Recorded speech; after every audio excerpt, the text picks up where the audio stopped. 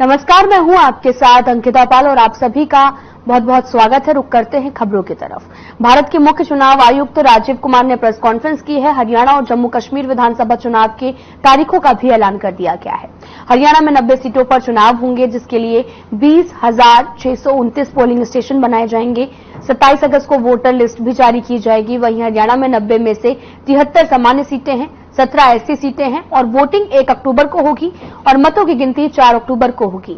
अगर बात की जाए नामांकन की, तो नामांकन प्रक्रिया 5 सितंबर से शुरू होकर 12 सितंबर तक चलेगी। 13 सितंबर को नामांकन पत्रों की जांच भी की जाएगी, जबकि 16 सितंबर को नामांकन पत्र वापसी की आखिरी तारीख होगी। इसके साथ ही जम्मू कश्मीर में भी 3 चरणों में चुनाव होंगे।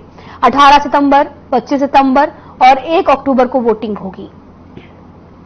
चुनाव की तारीखों के ऐलान होते ही आदर्श आचार संहिता लागू हो जाएगी।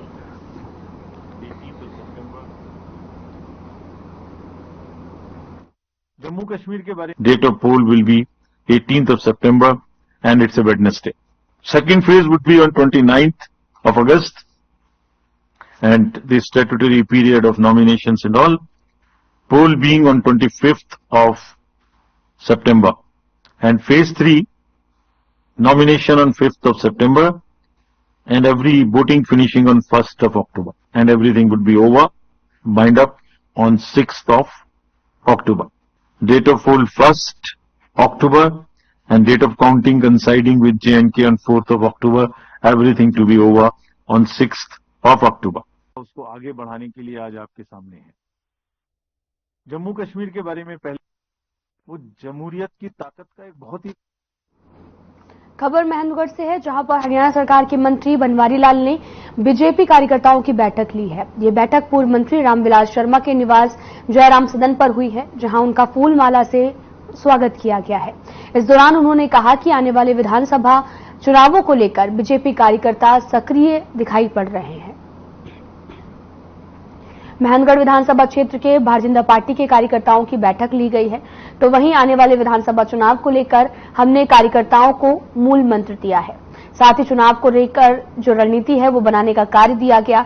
पूर्व शिक्षा मंत्री प्रोफेसर रामविलास शर्मा ने भी कहा कि आज जयराम सदन पर भारतीय जनता पार्टी के कार्यकर्ताओं का एक बड़ा सम्मेलन आयोजित किया गया है। लोकसभा चुनाव 2024 में बीजेपी उम्मीदवार चौधरी धर्मवीर सिंह की महेंद्रगढ़ से जीत हुई थी।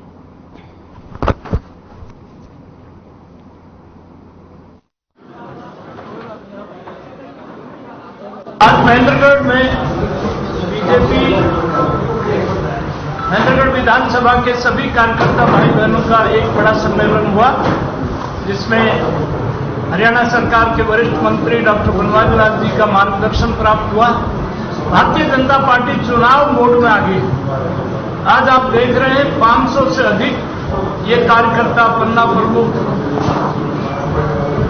हर घर तिरंगा कार्यक्रम कितना सफल हुआ। बाइक पर तिरंगा यात्रा आपके कैमरे में कैद है।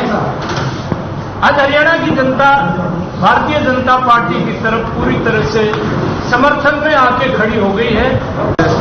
विधानसभा क्षेत्र के कार्यकर्ताओं की बैठक हुई और चुनाव के मद्देनजर रखते हुए मीटिंग की थी और सभी हमारे मंडल अध्यक्ष हैं, हमारे प्रदेश के पदाधिकारी, जिले के पदाधिकारी, ये सभी कार्यकर्ता इस मीटिंग में उपस्थित थे और आने वाले विधानसभा चुनावों के बारे में जो हमारी रणनीति है, जो हमारी कार्य करने की प्रणाली है, उसके बारे में बताया गया और आने वाले चुनाव में अभी से अपना लोगों से जनसंपर्क करें, सभी को हमारी सरकार की योजनाओं के बारे में अवगत कराएं।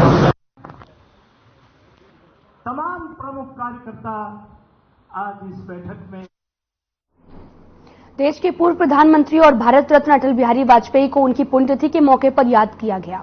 साथ ही अटल बिहारी वाजपेयी की पुण्यतिथि पर हरियाणा के पूर्व गृह मंत्री अनिल विज भावुक नजर आए। उन्होंने कहा कि अटल जी किसी पार्टी के नेता नहीं थे, वे सारे देश के आदरणीय थे। जब वो लोकसभा में बोलते थे तो सारे उनका भाषण सुनने के लिए शांत हो जाते थे।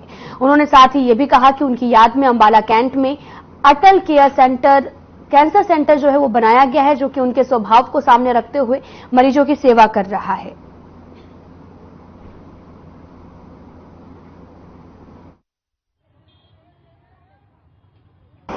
अटल बिहारी वाजपेयी जिनकी आज पुण्य तिथि है, वो किसी पार्टी के नेता नहीं थे। वो सारे देश के स्टेट्समैन थे, सारी देश के आदरणीय थे। वो जब लोकसभा में भी बोलने के लिए खड़े होते थे,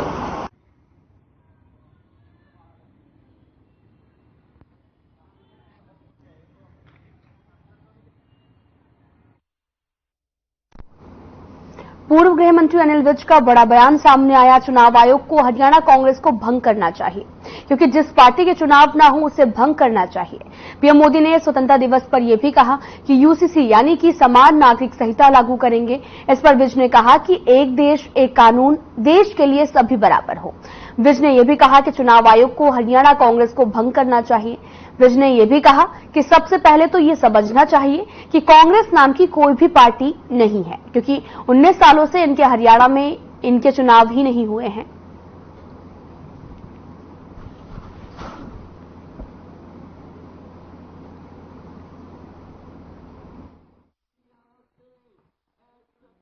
ये बहुत देर से इसकी आवश्यकता थी। एक देश एक कानून, देश के लिए सभी बराबर हैं। देश अलग अलग आंखों से नहीं देख सकता, अलग अलग व्यक्तियों को अलग अलग धर्मों से नहीं देख सकता।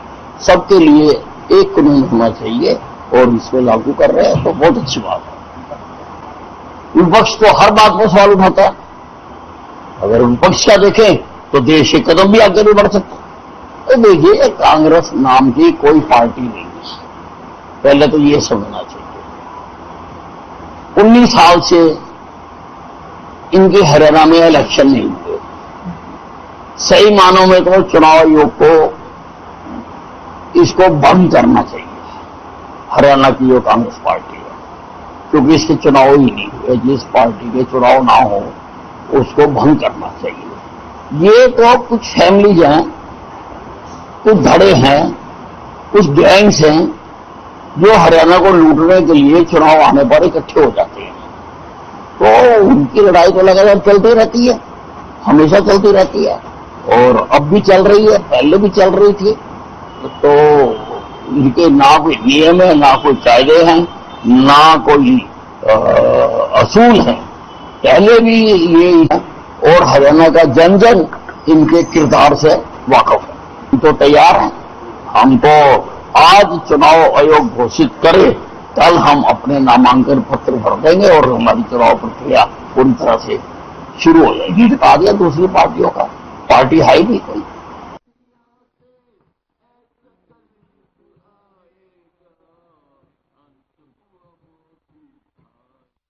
खबर हरियाणा से है, जहां पर बीजेपी प्रदेश अध्यक्ष मोहनलाल बड़ोरी ने वीरवार को सोनीपत के गांव अटरेना में आयोजित कुश्ती दंगल में बतौर मुख्य अतिथि पहुंचे।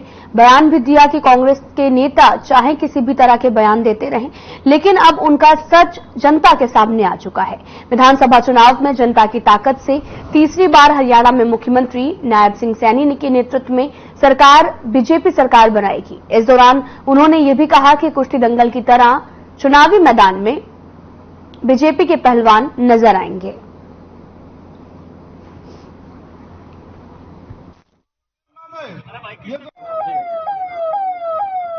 ये हरियाणा का जवान, किसान, हरियाणा की महिलाएं, हरियाणा का युवा सभी ने आज मन बनाया है कि आने वाले विधानसभा चुनाव में भारतीय जनता पार्टी की स्पष्ट बहुमत की सरकार हरियाणा प्रदेश में बनेगी और तीसरी बार भारतीय जनता पार्टी की स्पष्ट बहुमत की सरकार नायब सिंह सैनी के नेतृत्व में हरियाणा प्रदेश में बनेगी। बैठकों का दौर है जी, कुछ कार्यकर्ताओं में कोई जोश से, हमारे कार्यकर्ताओं में ढोल के साथ आज पूरे जोश में है। जिस प्रकार से आज इस दंगल में सभी पहलवान आए हुए हैं, भारतीय जनता पार्टी के कार्यकर्ता पहलवान की तरह इस चुनावी रण में उतरेंगे।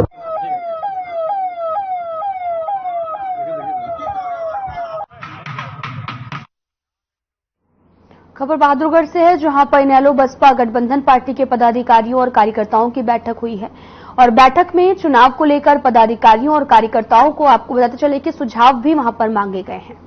साथ ही बैठक में कार्यकर्ताओं के लिए एक हेल्पलाइन नंबर भी जारी किया गया है और इस नंबर के माध्यम से लोग अपनी समस्याओं और सुझाव इनेलो पदाधिकारियों से साझा कर पाएंगे। बैठक में हजारों की संख्या में इनेलो बसपा कार्यकर्ता भी मौजूद रहे। इसके साथ ही बैठक में निर्णय लिया गया है कि शीघ्र ही बहादुरगढ़ में इनेलो बसपा गठबंधन की जन आशीर्वाद सभा आयोजित होगी। जन आशीर्वाद सभा में स्वर्गीय नफे सिंह राठी के परिवार से विधानसभा चुनाव लड़ने वाले उम्मीदवार की घोषणा भी की जाएगी।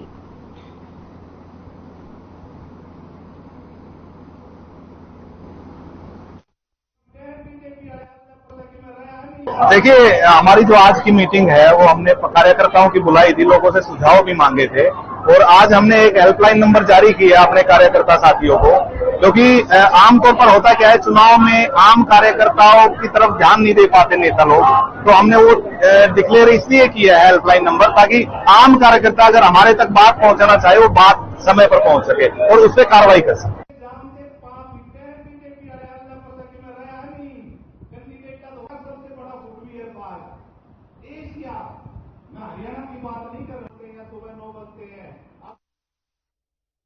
हिसार के खरड़ अलीपुर में 3 बदमाशों ने एक युवक की गोली मारकर हत्या कर दी है। उसके बाद में खड़े 3 दोस्त भी गंभीर रूप से घायल हो गए। वारदात को अंजाम देने के बाद बदमाश पैदल ही वहां से भाग निकले। युवक की छाती में 2 गोलियां मारी गई और युवक को कुल 5 गोलियां लगी हैं। मरने वाला युवक 28 साल का आनंद हिसार के खरड़ अलीपुर गांव का है। वहीं वारदात का पता चलते ही पुलिस टीमें भी मौके पर पहुंची हैं और घायलों को इलाज के लिए हिसार के सपड़ा अस्पताल में भर्ती कराया गया। वहीं पुलिस का भी कहना है कि आनंद अपने 3 साथियों अंकित, अनूप और राहुल के साथ में किसी काम से बाहर गया था। जब वे गांव के अड्डे पर अपने गाड़ी को रोककर सामान खरीदने लगा, तभी अचानक से 3 बदमाशों ने आनंद समेत 4 युवकों पर ताबड़तोड़ गोलियां चला दी हैं और फरार हो गए। फिलहाल पुलिस पूरे मामले की जांच में जुटी हुई है।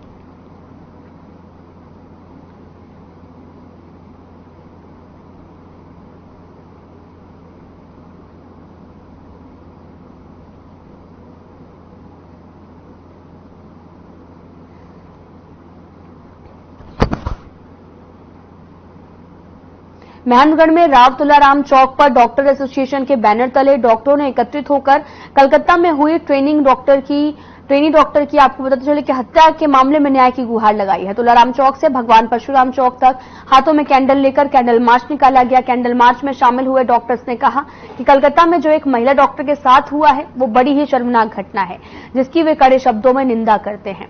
सरकार से भी मांग करते हैं कि इसकी फास्ट ट्रैक में सुनवाई हो और केंद्र सरकार इस मामले के कड़ा संज्ञान लेकर केंद्र की जांच एजेंसियों से इसकी जांच करवाए और तुरंत दोषियों को सख्त से सख्त सजा भी दिलवाई जाए, जिससे समाज में इस तरह की घटना की कोई भी पुनरावृत्ति ना हो।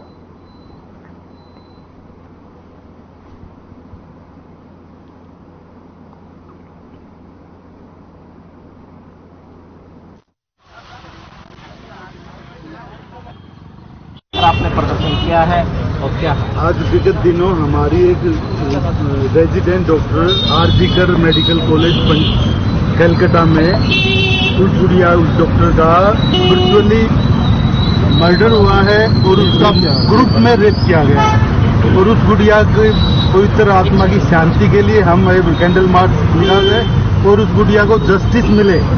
हर जितने भी बच्चे जो भी डॉक्टर्स पासिंग आउट स्कूल बच्चे हमारे दूर दूर कॉलेजेस में पढ़ रहे हैं कि जो ये इन्वेस्टिगेशन हो रही है वो सेंट्रल गवर्नमेंट ही अपने हाथ से करे। वहाँ की जो गवर्नमेंट है वो वहाँ नहीं कर रही। वहाँ पर डॉक्टर ने प्रोटेस्ट किया, उनके ऊपर भी हमला हुआ। तो हम ये चाह रहे हैं कि सेंट्रल गवर्नमेंट है वो अपने हाथ में ले, जहाँ से CBI है वो अपना करे और डॉक्टर से आम आदमी की रक्षा करे। ये हमारा संदेश है लोगों के, समाज के लिए, सरकार के। ये मार्च इस बात को लेकर निकाला गया है कि समाज कब जागे। ये मार्च इस बात को लेकर निकाला गया है कि सब तरह के बल होने के बाद भी सरकार कुछ नहीं। ये मार्च निकालने का एक ही कारण है कि आम लोग क्यों नहीं बोल रहे। डॉक्टर्स को अलग से क्यों बोला गया है, अलग से डॉक्टर को ही क्यों बोलना पड़ रहा है और लोग क्यों नहीं आ रहे हैं। ये मार्च निकालने का मतलब है। चारों तरफ लोग आप देख रहे हो, देखने के लिए रुके हैं, देख रहे हैं, पूछ रहे हैं क्या हो रहा है। वो डॉक्टर थी, लेकिन थी तो एक औरत ना, एक महिला के साथ अभद्र व्यवहार हुआ, उसको जीने का हक छीन लिया गया। नहीं, आम आदमी का क्या हाल होगा आप सोच के देखो। आम जो मणिपुर में हुआ था, आम बेटियां थी, कितना बुरा हाल हुआ। वो चल फिर भी अग्री कर ले, कम से कम एक डॉक्टर बेटिया अगर देश में सुरक्षित नहीं है ना, तो आम आदमी की आप कल्पना कर सकते हो कि इतनी 77वीं वर्षगांठ बनाने का कोई फायदा नहीं है अगर आजादी के 70 के साल भी ये हालात है। तो बहुत देश को, बहुत कुछ आम जनता को बहुत कुछ करने की जरूरत है, जैसे डॉक्टर साहब ने कहा है। और तुरंत ऐसा इनका नतीजा बिल्कुल फास्ट ट्रैक पे काम होना चाहिए और तुरंत की तुरंत इनका नतीजा आना चाहिए, ताकि लोगों को आंखें खुले। नहीं तो ऐसा जो करने वाले थे वो कोई आम आदमी तो हो नहीं सकता।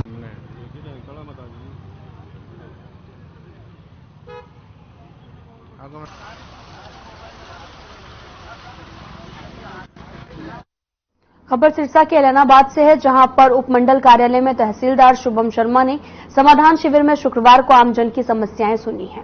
अधिकारियों को तत्परता से समस्याओं के निवारण के निर्देश भी दिए गए हैं। साथ ही शुक्रवार को समाधान शिविर में तहसीलदार शुभम शर्मा ने बताया कि अब तक 500 से भी अधिक परिवेदनाएं लोगों की सुनी जा चुकी हैं, जिनमें से 400 से भी अधिक समस्याओं का निस्तारण भी करवाया जा चुका है।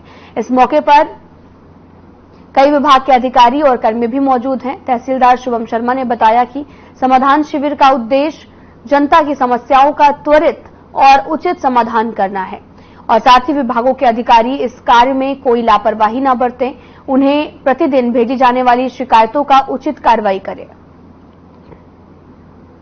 कोलकाता रेप मामले में लगातार धूल पकड़ता जा रहा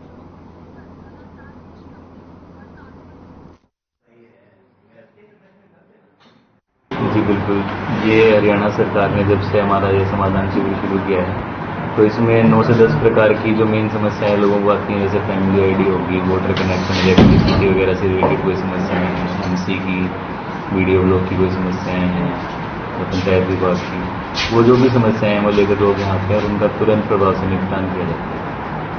क्या क्या काफ़ी समस्याओं का निपटान हुआ है सर समाधान शिविर में? बिल्कुल, हमारे पास अभी तक 500-700 से लगभग आ चुकी है समस्याएं और उसमें से लगभग 90% का हमने निपटान करवा दिया। 10% भी अभी अंडर वर्क है, वो भी जल्दी से जल्दी हो पाएगा, निपटान करवा दिया।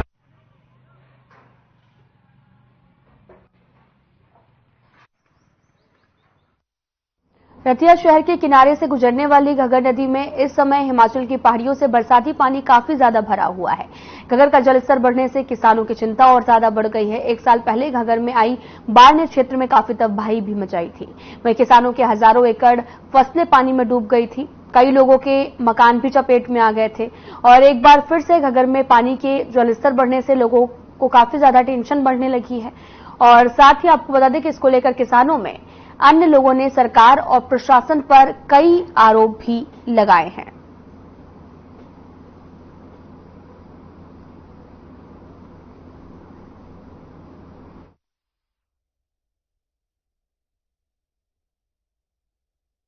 भाई जी नाली का पानी वध रहा हैगा। कल भी 4 फुट ਦੇ ਲਵੇ 1 फुट ਦੇ कल गया ਸੀ ਤੇ ਅੱਜ ਵੀ ਜ਼ਿਆਦਾ ਹੋ ਰਿਹਾ ਤੇ ਹੁਣ ਪੁਲਿਸ ਪ੍ਰਸ਼ਾਸਨ ਹੈਗਾ ਉਹਨੂੰ ਵੀ ਗੌਰ ਕਰਨੀ ਚਾਹੀਦੀ ਇਹ ਚੀਜ਼ ਦੀ ਵੀ ਕੋਈ ਸਹੂਲਤ ਦੇਣ ਅੱਗੇ। ਇੱਥੇ ਜਿੰਨੇ ਵੀ ਆਉਂਦੇ ਨੇ ਪਹਿਲਾਂ ਬਾਈ ਸਾਰੀ ਫਸਲ ਮਰ ਗਈ, ਹੁਣ ਤਾਂ ਜੀਰੀ ਵੀ ਨਹੀਂ ਲੱਗਣੀ ਜੇ ਪਾਣੀ ਪੈ ਗਿਆ ਇਹ। ਪਿਛਲੇ ਸਾਲ ਵੀ ਜਦੋਂ ਪਾਣੀ ਆਇਆ ਸੀ ਤਾਂ ਸਾਰੇ ਬੰਨ ਟੁੱਟ ਗਏ ਸੀ, ਪਰ ਉਹਦੀ ਜਿਹੜੀ ਮੁਰੰਮਤ ਨਹੀਂ ਕਰਾਈ ਗਈ। 1 ਸਾਲ ਬੀਤ ਗਿਆ, ਕਈ ਤਾਂ ਰਸਤੇ ਇਦਾਂ ਦੇ ਆ ਟੁੱਟੇ ਔਰ ਰਸਤੇ ਵੀ ਠੀਕ ਨਹੀਂ ਕਰਾਏ। ਮਤਲਬ 1 ਸਾਲ ਤੋਂ ਜ਼ਿਆਦਾ ਸਮਾਂ ਹੋ ਗਿਆ। ਤਾਂ ਇਹ ਪ੍ਰਸ਼ਾਸਨ ਦਾ, ਸਰਕਾਰ ਦਾ ਨਕੰਮਾਪਣ ਹੈ ਜਿਹੜਾ ਅਜੇ ਤੱਕ ਇਹ ਬੰਨ ਨਹੀਂ ਬਣੇ। ਸਾਡੇ ਨਾਲ ਸਰਕਾਰ ਦੀ ਮੀਟਿੰਗ ਹੋਈ ਸੀ, ਉਹਨਾਂ ਨੇ ਕਿਹਾ ਸੀ ਅਸੀਂ ਇਹ ਘੱਗਰ ਦੇ ਜਿਹੜੇ ਆ ਬੰਨ ਮਜ਼ਬੂਤ ਕਰਾਂਗੇ। ਇਹ ਪੈਸਾ ਉਹਦੇ ਲਈ ਮਨਜ਼ੂਰ ਕੀਤਾ ਜਾ ਰਿਹਾ ਜਿਹੜਾ ਫਲੱਡ ਤੋਂ ਕਿਸਾਨਾਂ ਨੂੰ ਬਚਾਇਆ ਜਾ ਸਕਦਾ, ਪਰ ਹਜੇ ਤੱਕ ਧਰਾਤਲ ਤੇ ਕੋਈ ਕੰਮ ਨਜ਼ਰ ਨਹੀਂ ਆ ਰਿਹਾ। ਤਾਂ ਜੇ ਮੰਨ ਲਓ ਹਜੇ ਵੀ ਅੱਜ ਪਾਣੀ ਦੇ ਨਾਲ ਕਿਸਾਨਾਂ ਦੀ ਚਿੰਤਾਵਾਂ ਵੱਧ ਰਹੀਆਂ ਨੇ, ਕਿਸਾਨਾਂ ਨੂੰ ਜੇ ਕੋਈ ਮਾਰ ਪੈਂਦੀ ਹੈ। ਪਿਛਲੀ ਵਾਰ ਤਾਂ ਆਪਾਂ ਨੂੰ ਸਾਰਿਆਂ ਨੂੰ ਪਤਾ ਹੀ ਹੈ ਕਿ ਘੱਗਰ ਨਦੀ ਨੇ ਕਿੰਨਾ ਜ਼ਿਆਦਾ ਪੰਜਾਬ 'ਚ ਤੇ ਹਰਿਆਣਾ 'ਚ ਵੀ ਬਹੁਤ ਜ਼ਿਆਦਾ ਪਿੰਡਾਂ 'ਚ ਨੁਕਸਾਨ ਕਰਿਆ ਸੀ। ਹੁਣ ਅਸੀਂ ਰਤੀਏ ਪੁਲ ਤੇ ਖੜੇ, ਰਤੀਏ ਵੀ ਕਾਫੀ ਏਰੀਆ ਇਹਨੇ ਦਾ ਨੁਕਸਾਨ ਕਰਿਆ ਤੇ ਹੁਣ ਵੀ ਪਰਸੋਂ ਲਗਭਗ ਸਵੇਰੇ 8 ਵਜੇ ਪਾਣੀ ਆਇਆ ਤੇ ਹੁਣ ਵਾਧੀ ਤੁਰੀ ਜਾਂਦੀ ਹੈ। ਕੱਲ 2 ਫੁੱਟ, ਕੱਲ ਪਰਸੋਂ ਤਾਂ ਜ਼ਿਆਦਾ ਹੀ ਸੀਗੀ, 2 ਫੁੱਟ ਕੱਲ ਵਧੀ, ਅੱਜ ਵੀ ਕੁਛ ਵਧੀ ਹੈ। हाँ अज भी फुट को ज्यादा है कल ਪ੍ਰਸ਼ਾਸਨ ਦਾ ਕਹਿਣਾ ਵੀ ਪੁਖਤਾ ਪ੍ਰਬੰਧ ਕੀਤੇ ਗਏ, ਕਿਵੇਂ ਲੱਗਦਾ ਤੁਹਾਨੂੰ ਪ੍ਰਬੰਧ ਹੈਗੇ ਨੇ? ਭਰਾਵਾ ਪ੍ਰਸ਼ਾਸਨ ਵਾਲੇ ਕਹਿ ਤਾਂ ਰਹੇ ਨੇ, ਹੁਣ ਕੀ ਕਹਿ ਸਕਦੇ ਆ, ਉਹਨਾਂ ਦੇ ਆਪਣੇ ਸਾਹਮਣੇ ਤਾਂ ਕੁਛ ਹੈ ਨਹੀਂਗਾ। ਦੇਖੀਏ ਉਹਨਾਂ ਆਪਾਂ ਨੂੰ ਦਿਖਾ ਰਖਿਆ ਹੋਵੇ ਕੁਛ ਵੀ ਅਸੀਂ ਆਹ ਚੀਜ਼ ਰੱਖ ਰੱਖੀ ਹੈ ਜਾਂ ਅਸੀਂ ਆਹ ਵਰਤਾਂਗੇ, ਉਹਨਾਂ ਨੇ ਆਪਦੇ ਕਿਤੇ ਆਪਦੇ ਟਿਕਾਣੇ ਤੇ ਆਪਦੀ ਜਗ੍ਹਾ ਤੇ ਰੱਖ ਰੱਖੇ ਹੋਏ।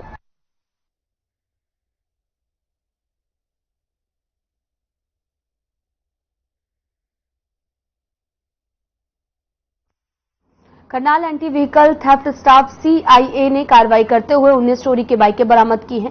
इसके साथ ही पुलिस ने आरोपी प्रवीण कुमार को भी पकड़ने में सफलता हासिल की है।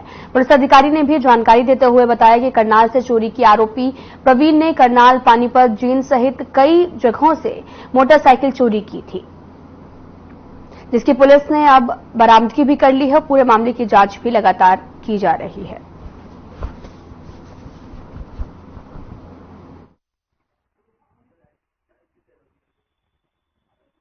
हमारे एसपी साहब ने एक करनाल जिले में एंटी व्हीकल थेफ्ट स्टाफ बनाया है, जिसका इंचार्ज मेरे को लगा रखा है। मेरी टीम ने कल गुप्त सूचना के आधार पर एक प्रवीण नाम का लड़का है, जो पहले भी चोरी की वारदातों में संलिप्त रहा है, उसको सेक्टर 4-5 ग्रीन बेल्ट से हमने चोरी की मोटरसाइकिल सहित गिरफ्तार किया। कितने वाहन को गिरफ्तार किया? इसने 19 मोटरसाइकिल बरामद कराई हमारे से। एक ही चोर है? एक ही चोर है। कहाँ से चोरी करता था? ये करनाल, पानीपत, जींद, कैथल और कुरुक्षेत्र से। वो रहने वाला कहाँ का है? रहने वाला करनाल का ही है।